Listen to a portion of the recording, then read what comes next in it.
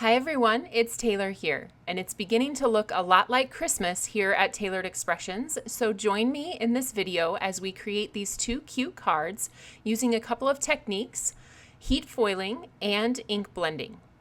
We're going to be using our Trendy Tree Farm collection, which starts with the Trendy Tree Farm background stamps, and then we have the same pattern repeated in our Foil It Trendy Tree Farm pack. We have the layering stencil to create the ink blended trees among all of those different designs. Some of them do a half tree and some a full tree. And then we have the Trendy Tree Farm cutting plate to cut them all out. I'll be using the Merry and Bright Sentiments with coordinating dies, the A2 thin frame cutting plate, and the Twinkle Twinkle background. I'll be using gold shattered glass foil with my laminator Mink machine. I have blender brushes and several colors of ink: watermelon, pink champagne, guava, sweet basil, poblano pepper, sprinkles, and Oreo. I have my Don't Stress Just Press tool for pressing across my Misty, my Embellie Gellie and Tombow Mono Multi, along with purple tape. So let's start with those toner printed Foil It patterns. This is the same pattern as the background stamp, but it's pre-printed with toner, so it allows you to foil it. I'll be using my Mink machine, and I have my parchment paper carrier sheet with a piece of cardstock in the bottom to keep it sturdy. I'm going to place the gold shattered glass foil over the top of the printed Foil It panels, just cutting those down to size, and you always want to make sure that your pretty side of the foil is facing up. So you're putting the dull side of the foil down onto your design. Then we're going to place that carrier sheet through the Mink, and it will heat foil whatever is printed in black. I use a setting of 5 on my Mink, but I believe you can get away with even a 3 if you wanted to try something a little less hot.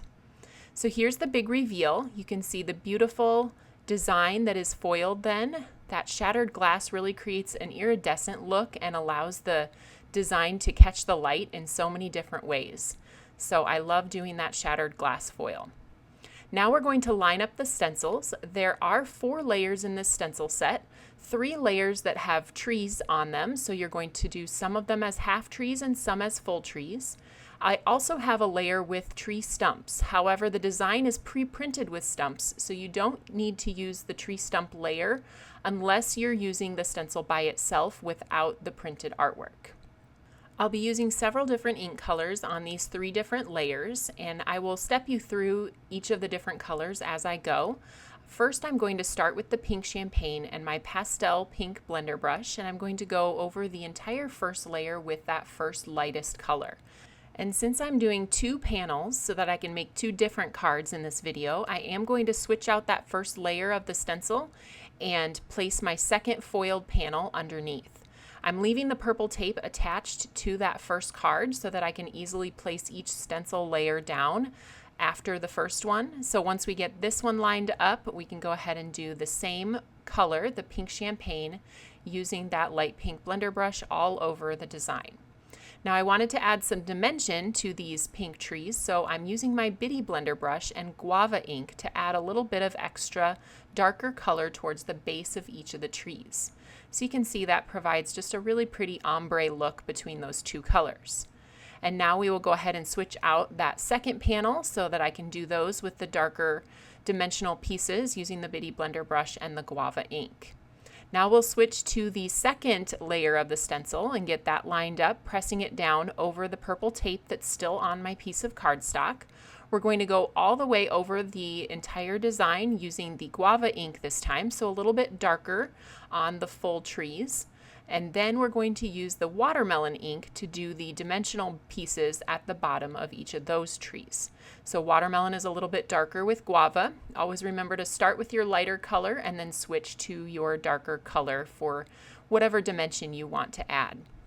I've done that with the second panel, and now we have 1 color remaining. For this layer, I'm going to do sweet basil and poblano pepper. Again, lining up that stencil, you can see exactly where it's supposed to fit over the design, and I'm going to use my green blender brush with the sweet basil ink on both of these panels, just all the way over the top of the trees as the lighter color, and then switch to the second panel and do the same with the sweet basil ink. And then I will switch to Poblano Pepper ink with my Bitty Blender brush to add the tiny dimensional spots to the bottom of each of the trees. I just love the dimension that this adds to the design by just a really simple step of taking these tiny blender brushes and adding a little bit of darker color to the base of the trees. So we'll do that on the final remaining panel, and then the blending portion will be finished. I think these turned out so pretty, and I'm so excited to try lots of different color combinations. The design team has many different ideas using this Trendy Tree Farm collection as well, and they're all just a little bit different color combination. So there you can see how pretty those turn out, and they still sparkle with that gold shattered foil. So now we're going to take the Trendy Tree Farm cutting plate and cut that from saltwater taffy cardstock. Instead of using the trees that fall out of the design, I'm going to use the piece that's left over. We're going to stamp that with the Twinkle Twinkle background stamp, and then I'm going to place it over the top of one of my panels just to create something within the open space between those trees.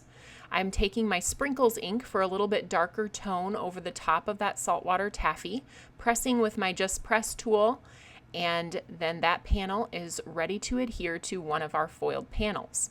You can line up that die cut perfectly over the top of those trees, and I'm going to adhere it into place with my Tombow liquid adhesive. You can put the adhesive on the panel itself or on the back of your die cut piece. Just make sure you don't get too close to the trees if you are doing it as I show here. You don't want any of that adhesive to seep out onto your pretty tree design.